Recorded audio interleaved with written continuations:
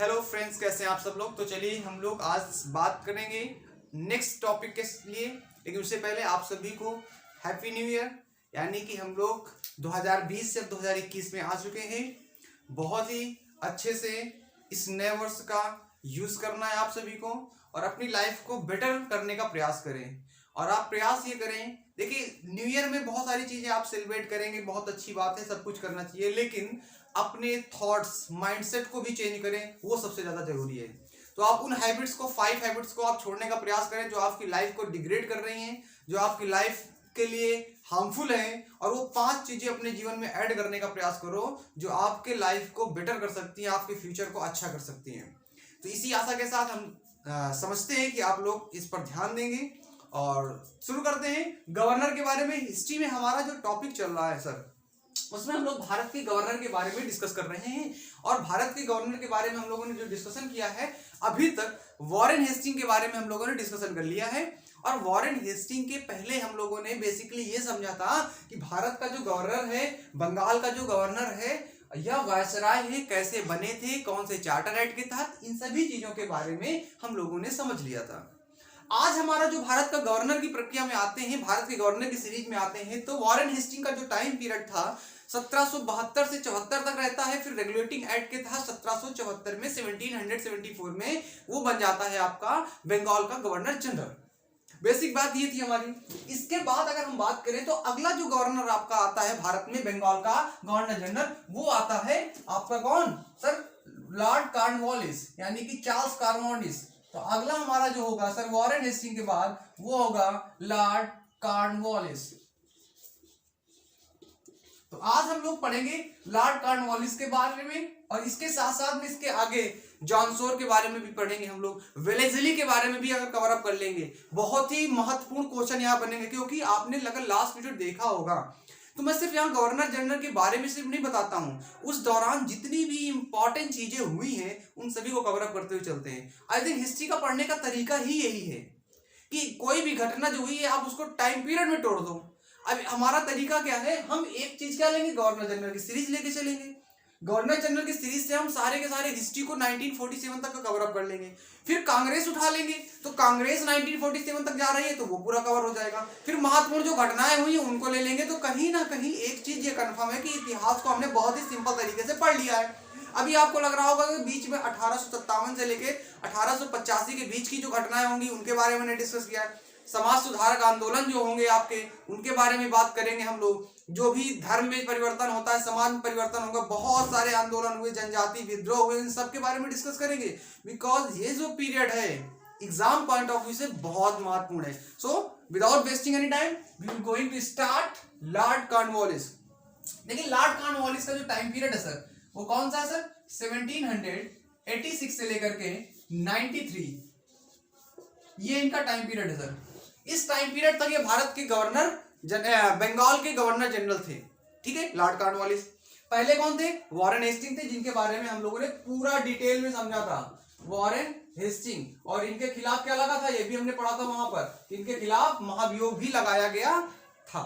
चलो मुद्दे की बात में आते हैं लॉर्ड कॉर्नवालिस के बारे में, ठीक है। लॉर्ड कॉर्नवालिस, सबसे पहली चीज, लॉर्ड कॉर्नवालिस को सिविल सेवा का जनक कहा जाता है। पहला फैक्ट आपको ध्यान में रखना है, सिविल सेवा का जनक किसे कहा जाता है, लॉर्ड कॉर्नवालिस को कहा जाता है। तो पहला पॉइंट लिखेंगे यहां से हम लोग कि इन्हें क्या कहा जाता है सर, सिविल सेवा का जनक कहा जाता है। सिविल सेवा का जनक कहा जाता है। सिविल सेवा का मतलब समझते हैं, यही जो आपकी आईएएस जो आपकी जॉब्स होती हैं, ये जो कौन इंट्रोड्यूस किया, किसने इंट्रोड्यूस किया, लॉर्ड कॉर्नवालिस ने, का जनक कहा जाता है। अच्छा भैया, एक चीज तो ये हो गई कि सिविल सेवा का जनक कहा जाता है, लेकिन सिविल सेवा की शुरुआत तुरंत नहीं होती है। सोच इनकी है, लेकर ये आते हैं, लेकिन सिविल सेवा की शुरुआत यहां नहीं हुई है। तो इसके बैकग्राउंड की हिस्ट्री को हम थोड़ा सा ब्रीफ में समझ लेते हैं। देखो यही हिस्ट्री है। अब आपको यहाँ पे मैंने एक पॉइंट बताया, आपको सिविल सेवा का जनक कहा जाता है, तो आप ये ध्यान रखिएगा। इसमें हम आपको कम से कम 5 पॉइंट बता रहे हैं, 4 पॉइंट तो मिनिमम बता ही देंगे। पहली कंडीशन, सिविल सेवा की शुरुआत हो कहां रही है। तो हमने क्या बोला कि सिविल सेवा का जनक इनको कहा गया है, लेकिन सिविल सेवा की वास्तविक तौर पे शुरुआत होगी 1853 में। यहां लिखिएगा, सिविल सेवा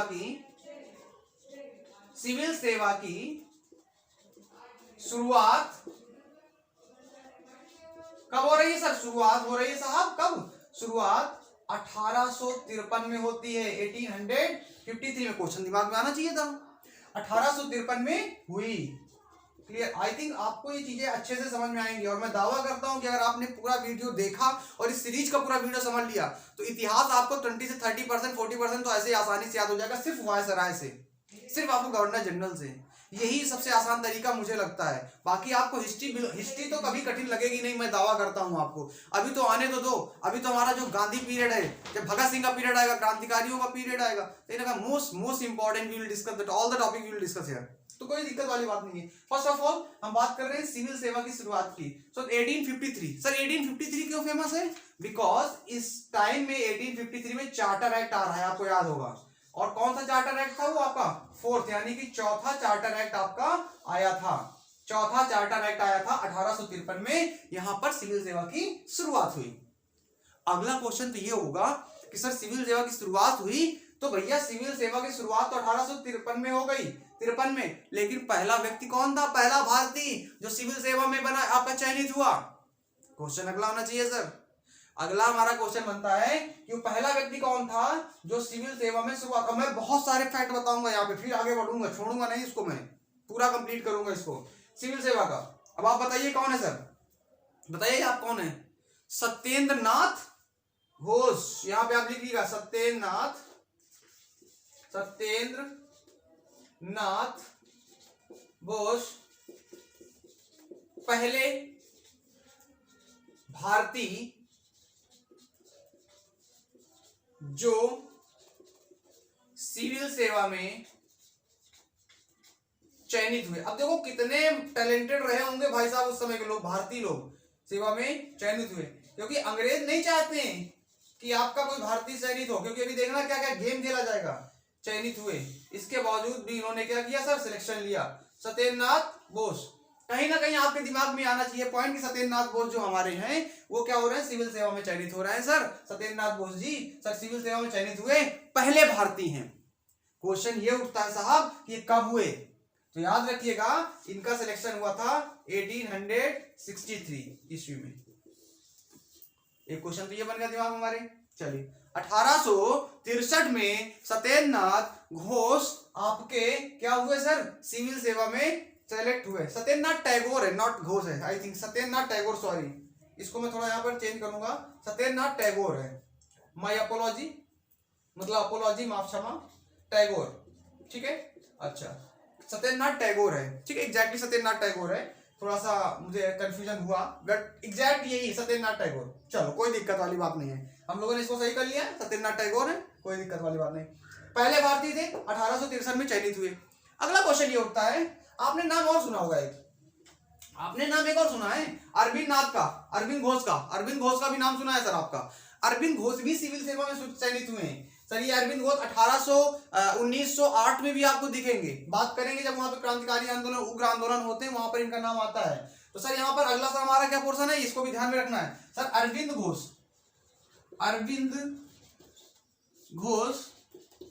भी सिविल सेवा के लिए चयनित हुए, लेकिन चयनित हुए, लेकिन क्वेश्चन क्या बनेगा? I discuss. लेकिन जैसे आजकल क्या होता है साहब, जैसा कि आजकल होता है कि आपको एग्जाम निकालते हो, for example sir air force exam, written qualify कर लिया आपने, अब रिटन क्वालिफाई करने के बाद फिजिकल भी होता है सर। तो जो फिजिकल होता है ना सर, उस समय फिजिकल की जगह पर घुड़सवारी कराई जाती थी, घोड़े पे दौड़ होती थी, वो सीखना कंपलसरी था, वो फिजिकल था। तो सर ये अरविंद घोष सिविल सेवा का सर एग्जाम तो क्रैक कर लेते हैं रिटन, लेकिन वो घुड़सवारी में फेल हो जाते हैं। लेकिन घुड़सवारी में फेल हो गए, तो ये ध्यान रखना है आपको। क्लियर? अच्छा, तो एक कंडीशन तो हमें ये होगा समझ में आ गई कि सर भैया आपका सिविल सेवा की शुरुआत 1853 में हुई, चार्टर एक्ट हमारा 1853 का आया था। सिविल सेवा का जनक लॉर्ड कॉर्नवालिस को कहा जाता है। सत्येंद्र नाथ टैगोर आपके पहले भारतीय थे जो सिविल सेवा में चयनित हुए। 1863 में अरविंद घोष सिविल सेवा के लिए चयनित हुए, घुड़सवारी में फेल हो गए। ठीक है, अब कंडीशन आता है, एक और फैक्ट आपको लिखना है। आपने नाम सुना सुभाष चंद्र बोस का।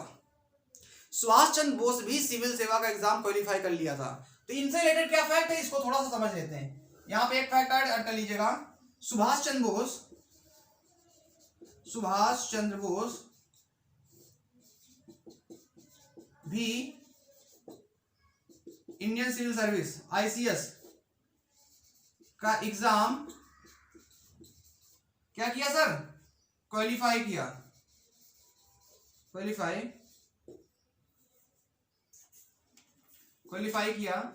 लेकिन सर इन्होंने कहा सर जॉब नहीं करनी, गुलामी नहीं करनी, टैलेंट है इसलिए निकाल दिया मैंने एग्जाम, गुलामी नहीं करेंगे। लेकिन बाद में क्या किया, रिजाइन कर दिया सर, त्याग पत्र दे दिया, लिख लो सर, त्याग पत्र दे दिया। तो कहीं ना कहीं आपको त्याग पत्र दे दिया। अब आपको एक चीज कंफर्म हो गई साहब कि सर यहाँ पर इतने लोगों के बारे में क्वेश्चन बनते हैं। एक तो ये सिविल सर्विस एग्जाम निकाल दिया, पूछ लेगा कौन ऐसा था जो सिविल सर्विस एग्जाम तो क्वालिफाई कर लिया लेकिन बाद में उन्होंने त्याग पत्र दे दिया। ऑप्शन में पढ़े होंगे सुभाष चंद्र बोस, आपको पता करना चाहिए। अरविंद घोष के बारे में पूछा जाता है कि घुड़सवारी का एग्जाम नहीं क्लियर पाया लेकिन ICS इंडियन सिविल सर्विस का एग्जाम क्वालिफाई कर लिया, कौन था। तो अरविंद घोष के बारे में भी आपको पता होना चाहिए।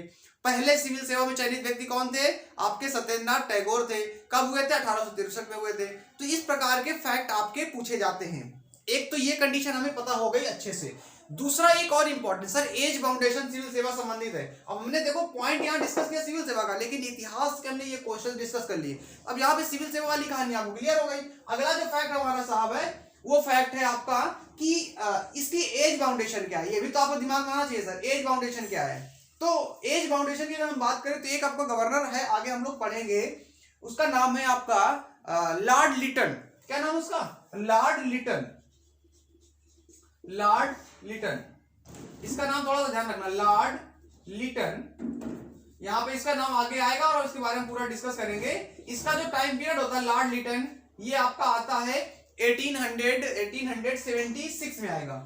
1876 से 80 तक रहता है, लगभग 4 साल रहेगा। 1876 में आएगा और 1880 तक रहता है। इसने किया क्या था, इसने सिर्फ परीक्षा की आयु को घटा दिया था। पहले परीक्षा की आयु 21 वर्ष थी, इसने 19 वर्ष कर दिया। इसने कहा कि 19 वर्ष, अधिकतम आयु 19 वर्ष IAS का क्वालिफाई करने एग्जाम का है। सोचो कितना टफ कर दिया इन्होंने। इसने क्या किया, परीक्षा आयु को घटाकर, मैं सीधा लिख रहा हूं लेकिन परीक्षा की आयु को घटाकर इसने 21 वर्ष से 19 वर्ष कर दी। आई थिंक अगर इतनी चीजें आपको पता हो गई भाई साहब, क्या दिक्कत होने वाली है सिविल सेवा संबंधित कोई भी जानकारी आपसे पूछ ले, इतना अगर आपको आइडिया सर इससे ऊपर आपके लिए नहीं जाएगा। ये आप ठान लीजिए, मान लीजिए आप इससे ऊपर क्वेश्चन नहीं पूछा जा सकता है। 7-8 क्वेश्चन इसके अंतर्गत आ चुके हैं। सुभाष चंद्र बोस के बारे में अगर आप देखोगे थोड़ा सा, इन्होंने एग्जाम कब क्वालिफाई किया था, 1923 में किया है। ये भी याद रखिएगा, अगर डेट याद रखनी है। 1923 में किया था, कोई बहुत पुराना समय नहीं है। सुभाष चंद्र बोस की एंट्री इधर ही हो रही है, इसी टाइम पीरियड में हो रही है। 1938-1939 में जाकर वो त्रिपुरी हरिपुरा अधिवेशन वगैरह में आपका क्या अध्यक्ष बनेंगे जाकर के। हम पूरा उसको डिस्कस करेंगे। बहुत विवाद रहा गांधी जी और सुभाष चंद्र बोस के बीच का जो सर कन्फ्लिक्ट है सर, विवाद है, वो यही दौर है जहां पे आपका अध्यक्ष पद के लिए होता है। सर पट्टाभी सीतारामैया को गांधी जी प्रत्याशी के रूप में उतारते हैं और उधर सुभाष चंद्र बोस होते हैं। तो सुभाष चंद्र बोस और पट्टाभी सीतारामैया दोनों टक्कर होती है और सुभाष चंद्र बोस जीत जाते हैं। उनकी क्योंकि फैन फॉलोइंग बहुत तगड़ी बन चुकी होती है, युवा थे। तो यही दौर होता है गांधी और सुभाष के बीच का विवाद का। वो बात भी एक सत्य है कि गांधी ने ही सुभाष को पहली बार अध्यक्ष बनाया, लेकिन लोग ये भूल जाते हैं गांधी और सुभाष के बीच कभी लड़ाई थी ही नहीं सर। गांधी और सुभाष के विचारों के बीच में लड़ाई है। वो एक दूसरे का बहुत सम्मान करते हैं और एक दूसरे की रिस्पेक्ट करते हैं। बापू कहकर संबोधित करते हैं गांधी को, सुभाष चंद्र बोस। सोचो कितना बड़ा है, नेताजी कह रहे हैं गांधी जी उसको। तो कहीं ना कहीं आपका महत्वपूर्ण है, तो ये आपको ध्यान में रखना है। अगला फैक्ट हमने क्या पढ़ा साहब, इसको मैं इरेज करता हूं और ये सारी चीज आप लिखते चलिएगा। नहीं लिखेंगे तो भाई मेरी कोई गलती नहीं है, रिस्पॉन्सिबिलिटी नहीं है। हाँ ये ध्यान रखिएगा, मेरी कोई रिस्पॉन्सिबिलिटी नहीं है। हमने आपको बताया है, आपकी रिस्पॉन्सिबिलिटी सर आपको याद होना चाहिए, कैसे भी करें। 3 घंटे की मूवी पूरी की पूरी याद कर ले तो इसको भी प्रयास करो याद करने का, कंसंट्रेशन से। क्यों याद हो जाती है, कंसंट्रेशन होती है। यहाँ भी कंसंट्रेशन लगाओ। तो पहला फैक्ट हमारा एक यहाँ पे आया लॉर्ड कॉर्नवालिस के बारे में। साहब लॉर्ड कॉर्नवालिस क्या है सर, ये है आपका क्या है, लॉर्ड कॉर्नवालिस आपका सिविल सेवा का जनक कहा जाता है। पहली कंडीशन हमने देख लिया। दूसरा फैक्ट क्या सर, इसे और भी कुछ कहा जाता है सिविल सेवा के जनक के साथ साथ में। क्या कहा जाता है इसे सिविल सेवा के जनक में? इसे नागरिक सेवा का भी जनक कहा जाता है। इसको लिख लीजिएगा, नागरिक सेवा का भी जनक कहा जाता है। नागरिक, अभी बहुत सारे फैक्ट हैं। सेवा का जनक कहा जाता है, जनक कहा जाता है। अच्छा, इसके साथ में अगला एक फैक्ट और देखिए सर, 1793 में क्या आती है सर? एक आती है स्थायी बंदोबस्त व्यवस्था, जिसको बोलते हैं परमानेंट सेटलमेंट एक्ट। अधिनियम आया था। तो पूछा जाता है किस गवर्नर जनरल के शासनकाल में आया था? याद रखिएगा 1700, बहुत ही महत्वपूर्ण क्वेश्चन है, मोस्ट इंपॉर्टेंट क्वेश्चन है। 1793 में इसके शासनकाल में स्थायी बंदोबस्त व्यवस्था, स्थायी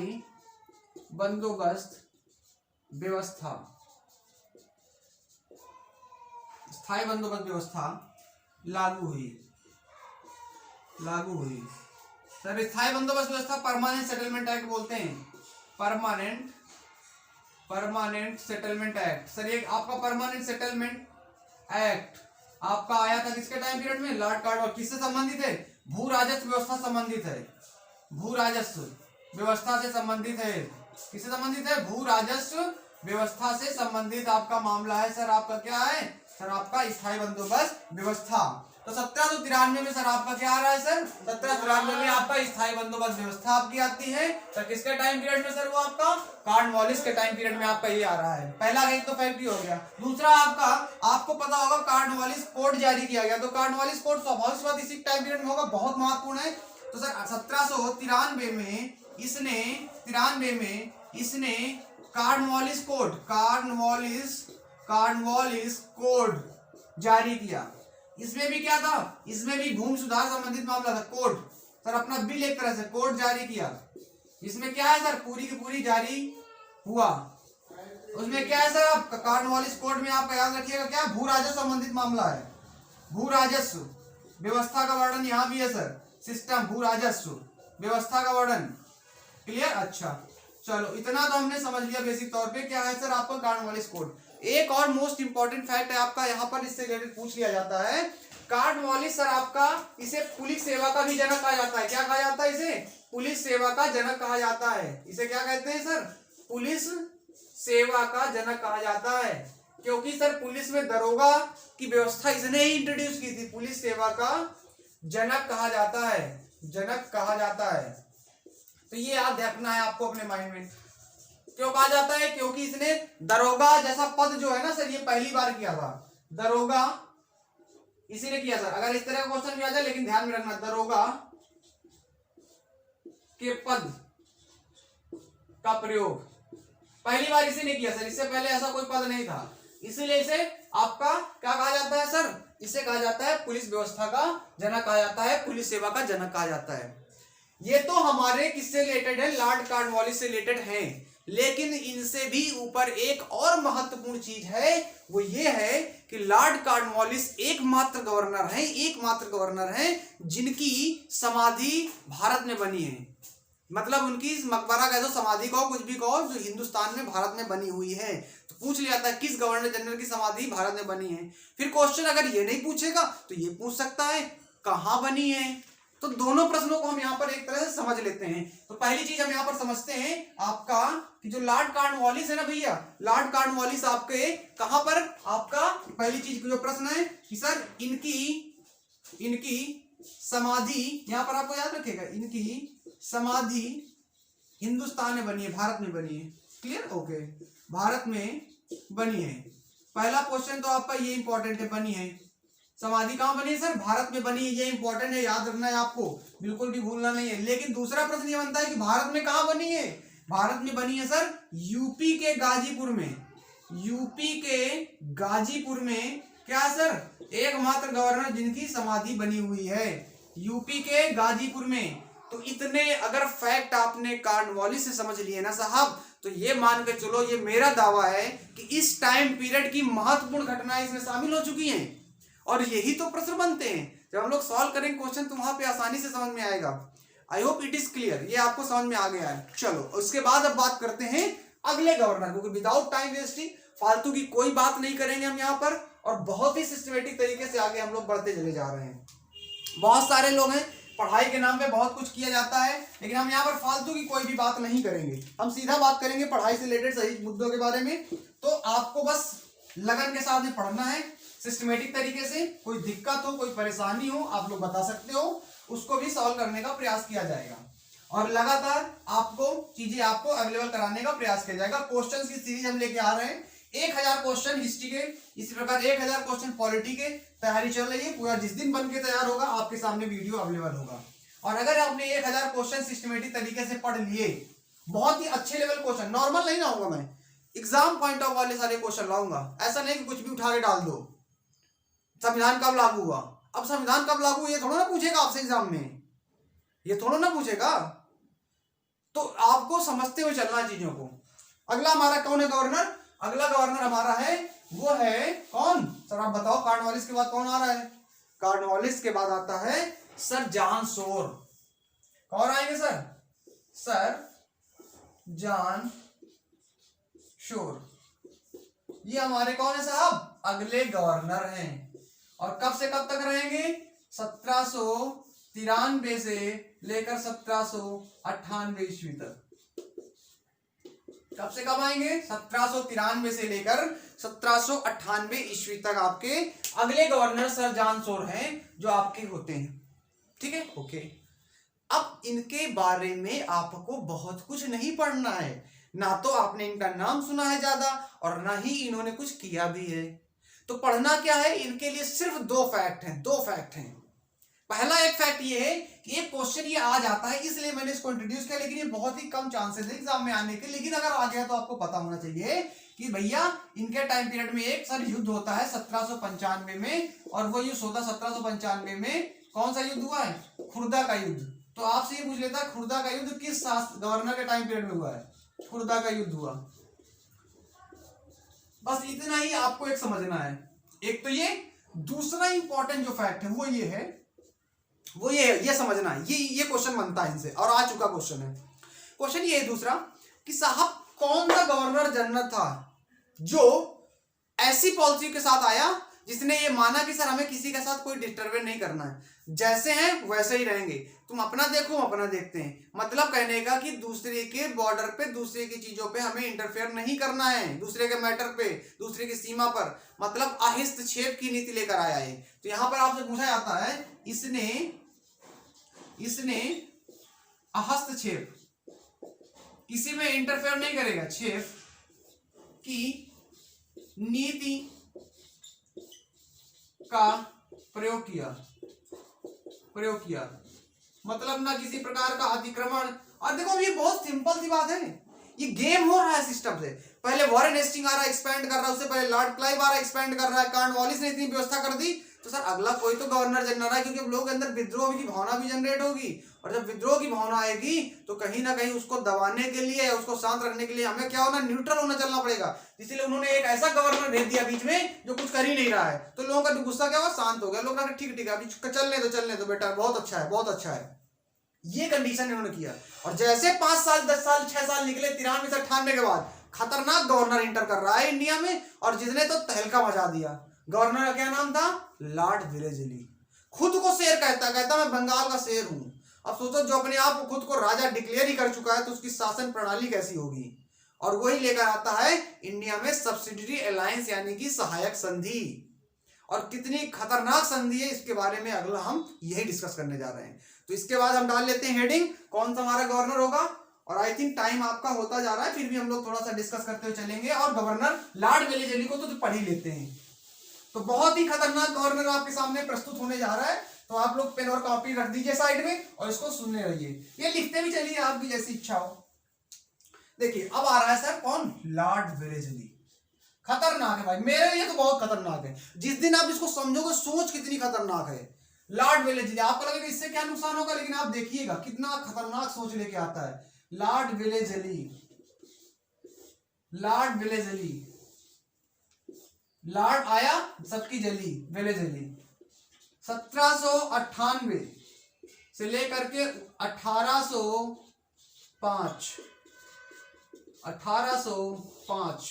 ज्यादा समय तक नहीं है, लेकिन जितने समय तक है ना खतरनाक है, जितने समय तक खतरनाक है। हार्दिक पांड्या जितनी देर तक क्रीज में रहेंगे बैटिंग जबरदस्त करेंगे, मतलब वही परफॉर्मेंस सर आपका 100% है सर इसका। चलिए सबसे पहली चीज इसके बारे में जो फेमस चीज है वो यही है कि इसने क्या कहा, बंगाल का शेर, मैं बंगाल का शेर हूं, बाकी सब गीदड़ हैं। इसने क्या कहा, इसने, लिख लीजिएगा क्वेश्चन है, किसे बंगाल का शेर कहा, इसने खुद को बंगाल का शेर कहा है, बंगाल का शेर कहा है, ये ध्यान में रखना है। पहला फैक्ट क्या सर इसमें, इसने खुद को क्या कहा है सर, इसने कहा कि मैं बंगाल का शेर हूं, पहला फैक्ट एक ये, ठीक है कोई दिक्कत नहीं कुछ भी कहो, लेकिन जब इसने एक्शन लिया राजा की तरह, शेर है तो फिर शेर वाले एक्शन भी दिखाएगा, और जब इसने शेर वाले एक्शन दिखाए हैं साहब, उसके साथ ये बहुत खतरनाक पॉलिसी दे रहा है। क्या दे रहा है पॉलिसी, पॉलिसी लेके आ रहा है सहायक संधि। क्या लिखना, भारत में सहायक संधि का प्रयोग। क्या कहने सर, इस संधि के साथ तो अंग्रेजों ने भारतीय राजाओं की कमर तोड़ दी। सहायक संधि का प्रयोग, अब आपको देखने में तो लग रहा है संधि ऐसा, लेकिन संधि नहीं है, सहायक संधि का प्रयोग किया, याद रखिएगा। लेकिन अगर ये पूछता है कि भारत में सहायक संधि का प्रयोग कौन लेकर आया, का प्रयोग किया, सर आपका लॉर्ड वेलेजली होगा। लेकिन क्वेश्चन अगर ये पूछा गया है कि सहायक संधि का प्रयोग सबसे पहली बार किसने किया था, और ऑप्शन में डुप्ले पड़ा हुआ है, तो डुप्ले को टिक करेंगे। तो याद रखिएगा इसका पहली बार प्रयोग डुप्ले ने किया। किसने किया, डुप्ले। ये कौन था बताओ भैया, कौन था, डिस्कस किया है अगर आप लोगों ने पढ़ा होगा। डुप्ले ने किया, और डुप्ले कौन था भैया, डुप्ले कौन है, डुप्ले कौन है, कौन है, ये एक फ्रांसीसी गवर्नर है। कौन है, फ्रांसीसी गवर्नर है, याद रखिएगा। आपका प्रथम कार्नाटिक वॉर इसी के टाइम पीरियड में तो लड़ा गया था, प्रथम कार्नाटिक वॉर, जिसमें अंग्रेजों की हालत खराब कर दी थी इसने, मद्रास को कब्जे में ले लिया इसने खुद, मतलब खड़ा खतरनाक है सर।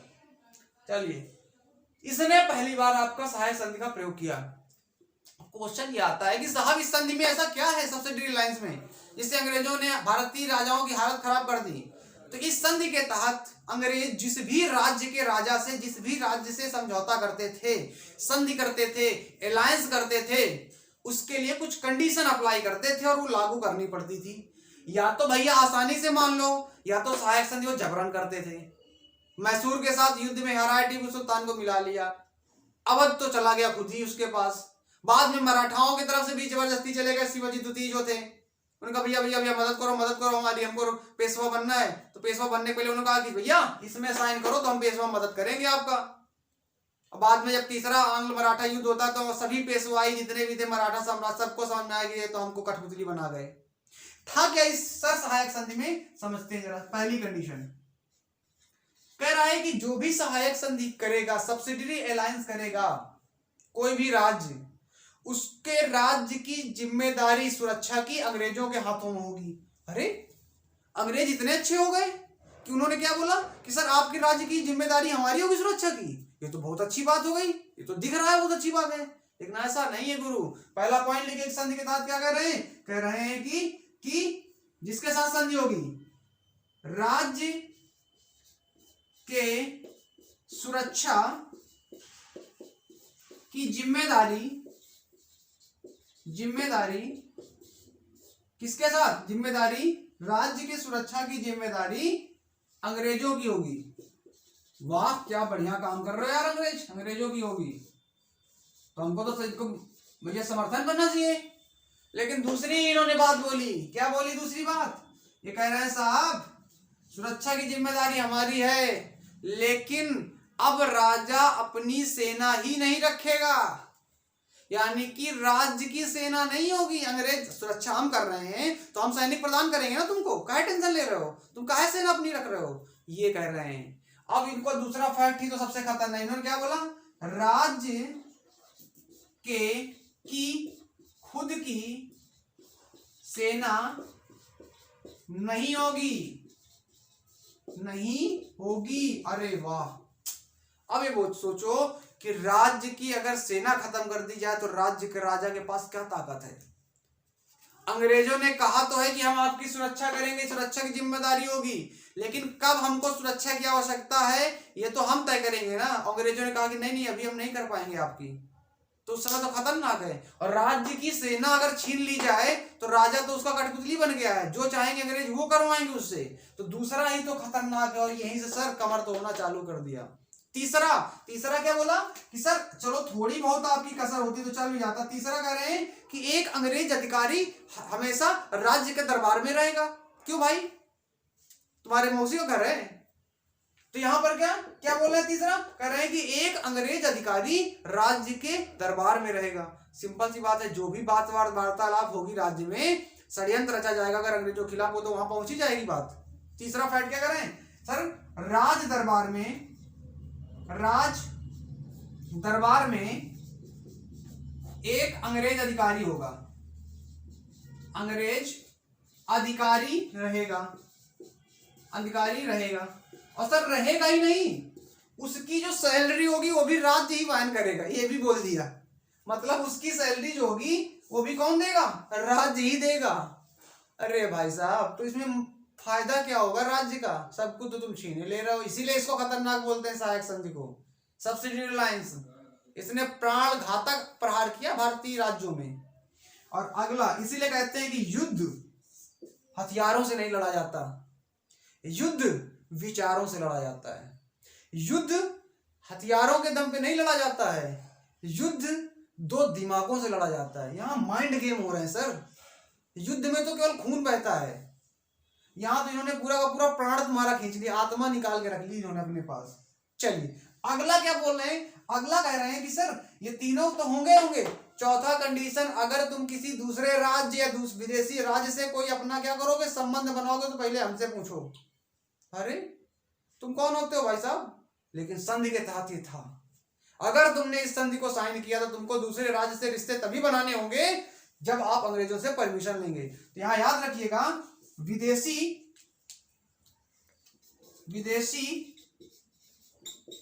राज्यों से संबंध के लिए अंग्रेजों से परमिशन, आहा क्या कहने हैं, परमिशन, अंग्रेजों से परमिशन। ये सारी की सारी समस्याएं थी आपकी, और यही कारण है कि आपका अंग्रेजों ने सहायक संधि को इंट्रोड्यूस किया, और ये बड़ी घातक साबित होती है। 1857 का जो विद्रोह हुआ उसमें एक राजनीतिक कारण भी बहुत बड़ा कारण था। तो हमने लॉर्ड वेलीजिली के बारे में पूरा का पूरा लगभग पढ़ लिया है।